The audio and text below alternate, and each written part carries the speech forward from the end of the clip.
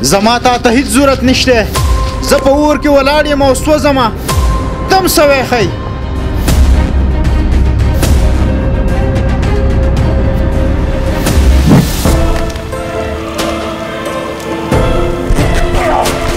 خمق الانسانه لیونی شوی که ولې دې دا ګاډی وسېځو؟ او لیونی شوی یم چې زه په تکلیف کې یم او زه سوځم. دا ګاډی دې په سر کې وسوځي. د دې نه د دې سېځل ښه و. ما ته خپله مسله ووایه. کېدای شي چې زه ستا په کار راشم. څه مسله ده تا ته؟ زما هېڅوک هم په کار رانلو.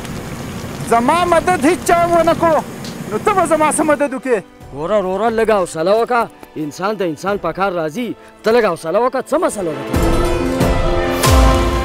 هی وروره خبره دا ده چې د څو ورځو نه زما بچی په هسپتال کې داخل دی او نن ما ته ډاکټر وویې چې ستا د بچي اپریشن به کېږي. ملګري خبره دا ده چې ستا د زوی علاج چې دی هغه بغیر د اپریشن نه کېږي. ډاکټر صاحب چې زما بچی په اپریشن ښه کېږي نو بیا انتظار د کومې خبرې دی؟ زما بچي له اپریشن وکړئ چې الله پاک ولې صحت ورکړي. ټیک ته اپریشن به ولوکو خو ستا د بچي په اپریشن باندې پوره 8 لک روپۍ خرچه راځي. 8 لک روپۍ خرچه پرې راځي ډاکټر صاحب؟ ډاکټر صاحب زما سره خو د پیسو گنجایش نشته خو زما د بچي د اپریشن په صحت کارت باندې وکړئ. دا اپریشن په صحت کارت کې دی. ډېرو غریبانو ته به پیدا وه خو اوس نظام بدل کړی دی. ډاکټر صاحب وویل چې د صحت کارت په نظام کې تبدیلي راغلي ده او نورې هم بلها شی اپریشن یې د صحت کارت نه کټ کړی شوي دي. ستاسو د بچي دا کوم اپریشن چې دی دا په صحت کارت کې نشته. ها زما د بچي اپریشن په صحت کارت کې نشته؟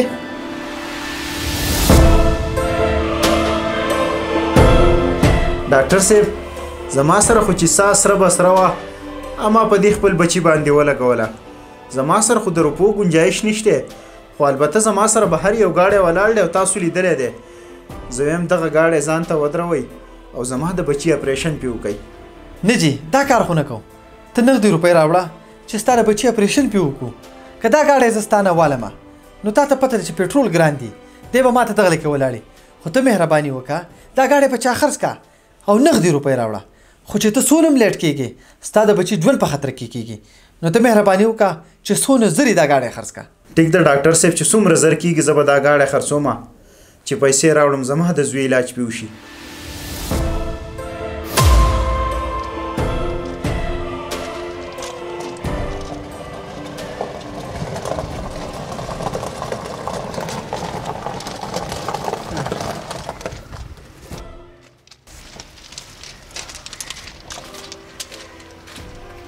السلام علیکم. وعلیکم سلام. جی د دې بارګین مالک تاسو یې؟ او جی او زه یم. خدمت وایه. ملګري خدمت دا دی دا ګاډی مې راویستی دی لږ ضرورت مې دی دا خپل ګاډی خرڅومه جي. ها دا ګاډی دی صحیح ده ورور مې دلته کې سیټ ته ودروه خپل نمبر راکړه او ریټ یې راته ووایه. ګاډی چې کله خرڅ شو نو انشاءالله تا ته به زه ټلیفون وکړم بیا به راشې. نه جي سیټ ته خو یې نشم ودرولی.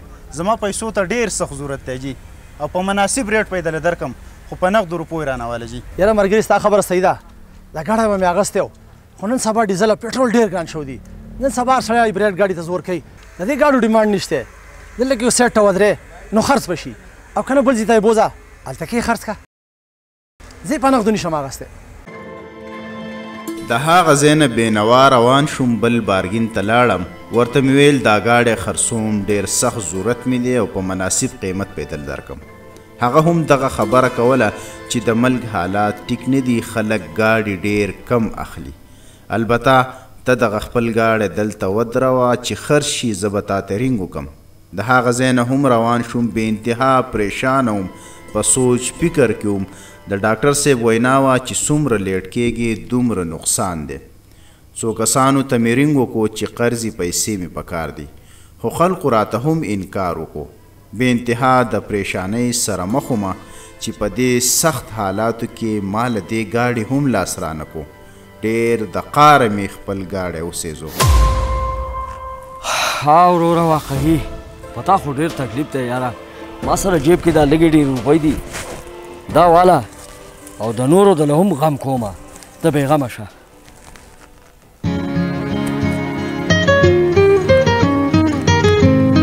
هلو رور مې ته ډېر زیات لیټ شوې. تا د پیسو بندوبست ونه کو ستا زوی د دې دنیا نه لاړو.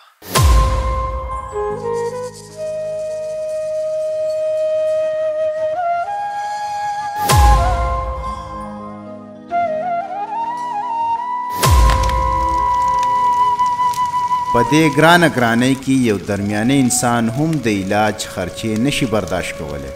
د صحت کارت د سهولت نه ورځ ورځه ټول خلق محرومه کیږي. صحت کارت زموږ د عوام دپاره یو لوی سهولت دی او دغه اپیل کو چې ټول خلق د صحت کارت دپاره یو شي او دا سهولت د ټول عوام دپاره مقمی پاتې شي. ویډیو صدقه جاریه په طور باندې د خپلو ملګرو سره ضرور شیر کړئ.